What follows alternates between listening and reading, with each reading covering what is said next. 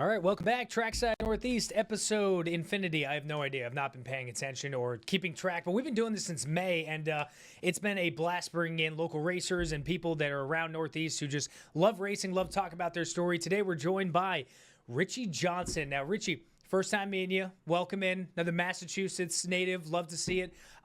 You got the name that basically, it's a racing name. The first time I saw it, I go, Richie Johnson. I'm like, this is like a racer name just made right through and through. But welcome to the show. We're glad to have you here. Well, thanks for having me. It's pretty cool to be on here. I'm excited to do this. Yeah, it's gonna be good. So we're gonna get into a couple different things to talk about. The New England Van Boys. We'll get into that in a little bit. But that was a hilarious story to go about traveling around and everything. But let's start off first off with how you got into racing. Now, Richie, he just won Sport 4 division over at Seekonk, champion this year. Yep. You had a very successful year. What was it? 5 wins. You won the last 2 or so, and then I believe I think I was reading you were on the podium entire year. So big year for you, big winning. Congratulations. So let's start off. How'd you get into racing? When did it start? Where did it all begin? Was it just did you come out of the womb and you were ready to go, or did you kind of find a development over your younger years? So I guess it's just the typical young kid growing up at a racetrack. My dad wasn't a race car driver. He was more did the demolition derby type stuff. But when I was born, he stopped, so kind of ruined his fun. But, he still brought me to all the derbies, Brockton Fair, and then grew up at Seekonk, sitting up on the backstretch wall, playing in the dirt, watching the thrill shows. And it was just something about watching junk cars race around a track, smash and crash. It's just, I don't know, I was just addicted to it from a kid. Couldn't wait to grow up, turn 18, and sign myself in. And as soon as I grew up, it was, I was racing everywhere. Just couldn't wait to do it. And just kind of took off with it. Got into enduro racing, like at Seekonk, other tracks, figure eights, dirt figure eights, demolition derbies, school bus derbies. Done a little bit of everything. It's just an addicting sport. And eventually got into the Sport 4, and here we are. Lucky enough to have won a championship this year and hopefully keep growing. Oh, yeah, and it's all about growing in this sport, and everything grows, including the bank account and the how much it costs to race nowadays. And we'll get into that conversation a little bit later. But I wanted to ask you if there's any one person you could pick out who's been the most influential person throughout your racing career, because you started back in 2013. We were just discussing. Yeah. So you've been racing for about over 10 years now. So you're at your 12th year, maybe 13th coming up next year. But who was one of the more influential people growing up who either got you into it or has stayed along with you throughout the journey? It's got to be my dad. I think that's why I got into it, because he did it. I was very lucky to grow up with a great dad who was very involved with everything and a great role model, and I just wanted to be just like him. So he raced or did derbies, so I wanted to do it too. So it was always got to be like dad, got to impress dad. And he was actually against me doing this at first. He wanted nothing to do with it. I had to wait until I was 18 to race so I could sign myself in, and he wasn't about it at first. And then when I started winning, he's like, all right, maybe he can drive, maybe he's all right, maybe this can be fun. And we've been through a lot. Definitely a lot of work. I've put him through some stuff, but he's a great dad. He keeps at it and keeps helping me, and we've been a pretty good team over the years. All right, so for all you young kids out there, all it takes is a win. You just got to get in there and you win, and then, hey, everyone's like, you know what, I'll jump on this bandwagon. But you've had a lot of wins and a lot of accomplishments over years. I believe, did you win at the Spectator Drags at one point? Yeah, I got into that for a couple of years. We got a couple wins at Seekonk. We won at other tracks, got a couple wins at Seekonk, and then ended up stepping away from it. But we got a couple wins in before we walked away, so I was happy with that. And you got a nice competitive spirit. I was reading up on the Seekonk website. You gave a lot of a tribute to your girlfriend, helping you out and everything. So how's that dynamic? Was she against it in the beginning, or did she kind of right off the bat was like ready to go? It was really her idea. We started dating in the summer of 2022. And as you can imagine, we spent a lot of time at the track. And she came to a lot of the derbies and enduros with me. And, she was lucky enough to been able to walk away with a lot of my trophies, being the cool girlfriend in the pit holding trophies. And so, we sit at the track every Saturday night watching racing. And she knew I liked it. She's like, how come you don't do this? How come you don't move up and get in a weekly car? And I'm like, I'm not really one of those people that will step out of the comfort zone. I kind of find my thing with crashing cars. It's just what I was lucky enough to be good at, and that's what I stuck with. And I just never took the chance. Even my dad, he's like, I don't know anything about circle track racing. I don't know how I'm going to help you. It's just a whole nother level of commitment and money. And I always wanted to do it. Always thought about it. And she said, you can either go out there and try and you can be great, or you could try and not be great, but at least you can say you tried. And for me, that was big. It's you only get one life. You don't want to think about the what ifs. And I had thought about it for a while. I really wanted to give it a shot, and she talked me into it. We bought the car, and here we are. So, going ever since. Yeah. Love to see that. We love to see the either relationships, families, any sort of connection, because in any way of life you can look at it is you need support from the people who are closest to you in order to maybe get yourself over that hump, because in our minds sometimes you can think about everything, and then before you know it 5-10 years pass and it's like, oh no, I'm missing my window. Mm-hmm. So you got to enjoy it while you can. But speaking of enjoy it, we got to talk a little bit about this. I was checking it out. The New England Van Boys is what they were calling you. So tell me a little about this. You bought some vans and you took a ride down over, was it Bristol or Bristol, Tennessee? Bristol, Tennessee. So tell me a little bit about this this experience you guys had. Yeah. So Bristol Motor Speedway, they had a huge derby down there. Massive 4-day event. It was actually the main event. It was a team demolition derby. It was $100,000 to win. Yeah, but that's a whole nother level of derby. These guys got $30,000, $40,000, $50,000 into these cars. Wow, I never expected it to be that much. Yeah, these things are built like tanks, but they have like a very simple like strip and rip class where you pretty much just kick the windows out of the thing. So it was like one of those. Well, I guess I should say my buddy was like, they're doing this class down there. I'm gonna go buy a van. I'm gonna register it and drive it down there. And me and my other buddies were like, well, that sounds like a great time. So we all went out. There was 4 of us. We bought vans, registered them, and we made a trip. So I started in Mass. They were 2 are from Maine, 1 from New Hampshire, and met up on the Pike. We actually drove west a little bit, out to Buffalo, New York, spent the night out there, and then we made the trip south, and it was 1,100 miles, 17 hours. I mean, these are junk vans. Not like, that comfortable, I'm sure. No, it was comfortable. Oh, really? Like, right. That old cloth interior, like a nice soft seat. I was more than comfortable, but I mean, these things were junk. Mine had 250,000 miles. This thing was so rotted. Were you ever worried at any point that you wouldn't make it down there? I mean, that was my favorite part about it was taking the gamble. Well, I mean, you had nothing to lose. That's true. You hop in your car, you drive across country, the thing breaks down, you're stuck fixing it or figuring out how to get home. In this case, it was a $500 van. So if this thing broke and I couldn't fix it, I'm going to go on Google, find a local junkyard, and say, hey, come get this thing. It's on the side of the road. Take it. And I'll just hop in another van, and we'll keep going. So, I mean, this thing was rotted. This thing was rough. I didn't even think it was good enough for a derby, never mind to drive it all the way there. 1,100 miles, 85 miles an hour the whole way there. Oh, my God. Love it. Love to see it. We were on the highway bump draft, and you would have thought it was Talladega out there, just smashing into each other. Well, you got nothing to lose. Like you said, you get down there. Now, did you end up winning anything down there? So, I mean, we went down for the fun, for the thrill of it. And so there's 4 of us, and then there was 20 cars in the class. Wow. Get down to the final 3, and it was 3 of us. One of them dies. Get down to the final 2, and early in the day, one of the guys was like, if we get down to the final 2, we're just gonna go back up and just keep going nose to nose, just smashing into each other, and that's what we did, and we both died at the same time. Oh, that's couldn't get them fired back up. So they called it a tie. I mean, that's never happened to me before, and I was like, go figure, drive all the way there. And you tie in with your buddy that you were driving down with. Oh, yeah. Maybe you should have done on the highway. You guys should have bumped drafted a little more and took off a fender or two. It was interesting, but it was fun. I mean, honestly, the experience was it for me, just to drive a junk van all the way there to Bristol Motor Speedway. Pull out on the track, have your name announced, take the green flag, and it was like something special, man. Oh. Just got to think of all the best drivers in the world got to race there, and just to be out there and have my name introduced and take the green flag was a win for me. Dude, that's awesome. And that's one of those things that it's just like, it sounds like the ultimate boys trip. So, I'm going to apologize to all the wives and girlfriends out there if all of a sudden, the boys get together and they're just running out for a weekend or so because 1,100 miles. How many days was this over time? 3-4 days? 2 days. 2 days. Oh, okay. So you did it all. We did some driving. Oh, that you did. That you did. Yeah. All right. So here, we'll come back after the break real quick, and I want to discuss like the difference of how you work with the mentality of, you go from a derby and then you got to get into, circle racing. I'm like, you can't just be crashing everyone because that's when the black flag comes out. So yeah. we'll hit more with Richie Johnson on the other side here on Trackside Northeast. We'll be back in less than 2 minutes.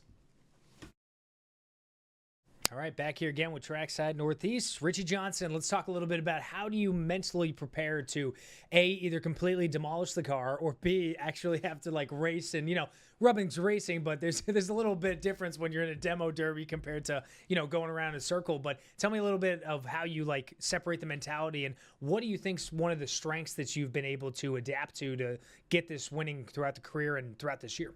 I mean, you go from a derby, you're out there smashing stuff up. That's kind of the point. But when you're out there on a week-to-week basis doing that type of racing, it's getting into people isn't going to get you anywhere. It's going to get you in trouble with the track. It's going to get you not liked by the other racers, and it's a lot more money involved. So, I mean, if you're hitting people in there, you got some work to do, and it adds up quick. But I don't know. I've done a whole bunch of different type of racing, so I kind of adapt easy to. I got to go out there and drive smart, or I got to ruin some stuff. So you've been racing for over 10 years. How many races you think, just in general, whether it's drag, spec races, anything, how many races do you think you've gotten through?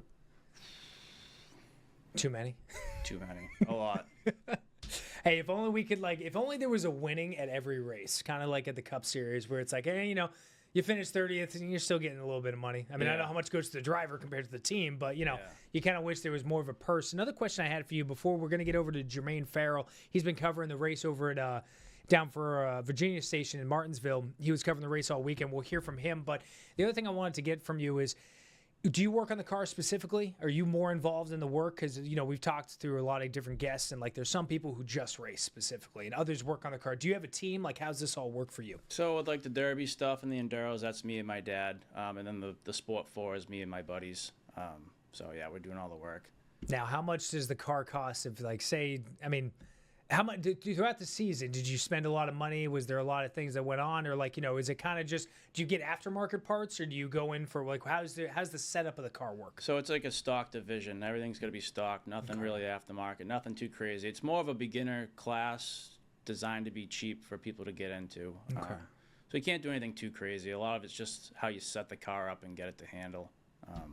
But yeah, it's our third year, so we were able to really dial it in the first 2 years, and this year we really didn't have to do a whole lot.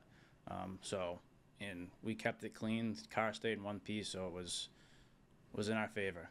It's good for the bank account. Yeah. We don't have those unlimited checks like some people in places in the world, but it's not like the video games that you look at where it's just like, I wreck, I'll just reset. Right. Or, Yeah, I wish. It's like, hey, you wrecked a Dega, don't worry, we'll win next week and get a $400,000 prize. All right, let's get right over to Jermaine Farrell. He's with Nextars WFXR, and he was covering Martinsville all weekend long. He's got some interviews with the winner, Byron, and a look ahead at Phoenix for the championship. Here's Jermaine. Peeps, it is William Byron's world, and we're just living in it. The Hendrick Motorsports driver, he won the pole for the Xfinity 500. He won stage 1 of the Xfinity 500. He won stage 2 of the Xfinity 500. And he got the checkered flag to punch his ticket to Phoenix. Overall, in this race, William Byron, he led the most laps, 304 to be exact. And as you can expect, he's excited about punching his ticket to Championship 4 in Phoenix. It's incredible, really. I mean, just the team effort that it takes, and then just kind of gritting our teeth in today and being there with the shot at the end of the race.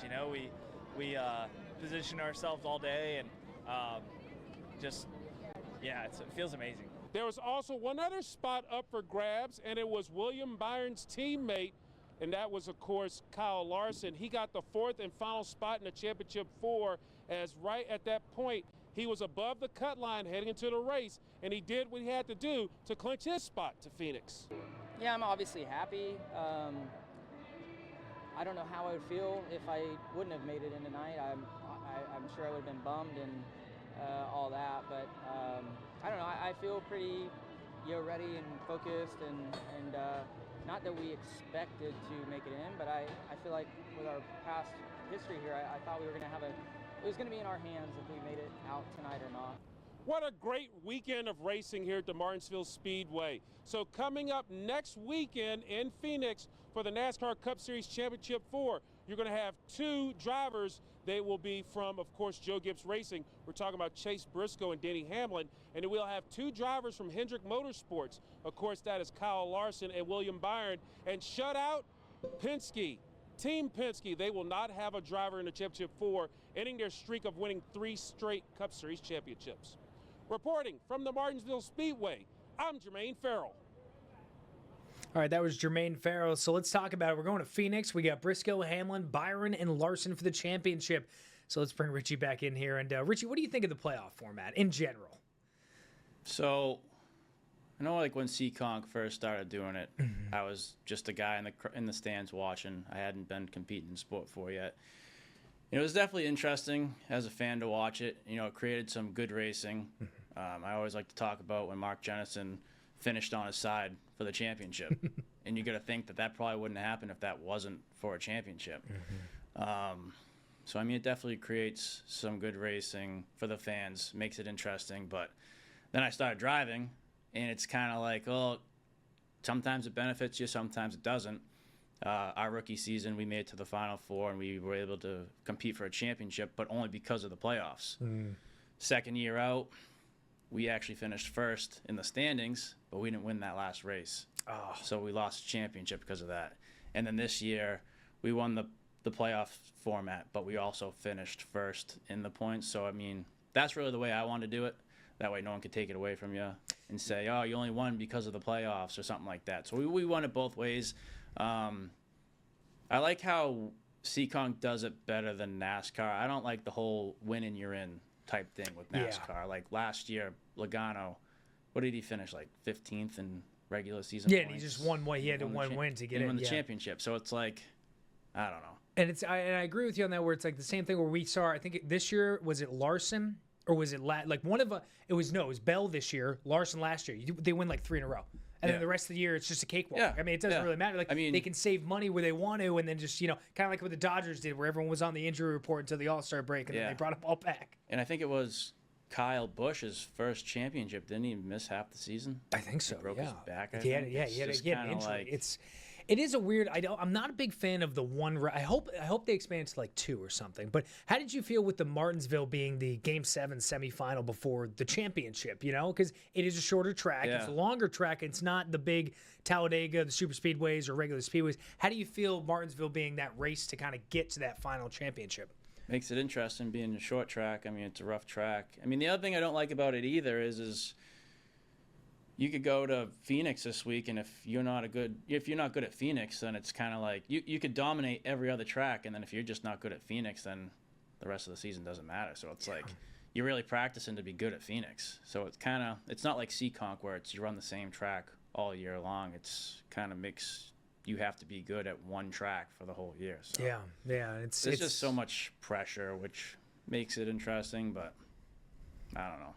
We'll see what kind of changes come. I mean, NASCAR is starting to listen, I feel like, to a lot of the different Dale Jr., Kevin Harvick, Denny Hamlin. They all got these podcasts, and it's giving racers a little bit more of a voice, and we're seeing the different. I mean, right now we were just talking about it. You got the number 8 for Dale Jr.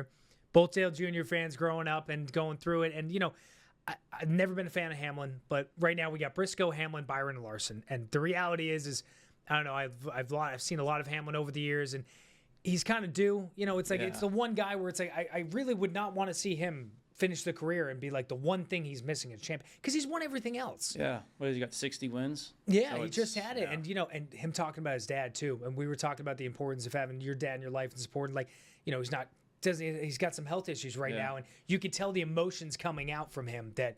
It was one of those things where he's like, I think he really wants to win it because maybe he knows what could be potentially happening, or you never really know what's going on. So we'll have to see. But hey, we'll be back in less than 2 minutes. We got a couple more questions to talk about, Richie, talk about your career, what's next, anything holding the future, and any way they can get in touch with you for demo derbies or anyone who's interested to see or work in the lifestyle that you work in right now. So we'll be back in less than 2 minutes. All right, back here with Richie Johnson, the Sport 4 Division champion over at Seekonk. So, Richie, we've talked about your career, how it started. Where's it going? Are you going to try to move up? What's kind of the ideal goal and where you want to finish with this? So we already sold the car. We bought a pure stock. Okay. So we'll still be racing Friday nights, just moving up a different division.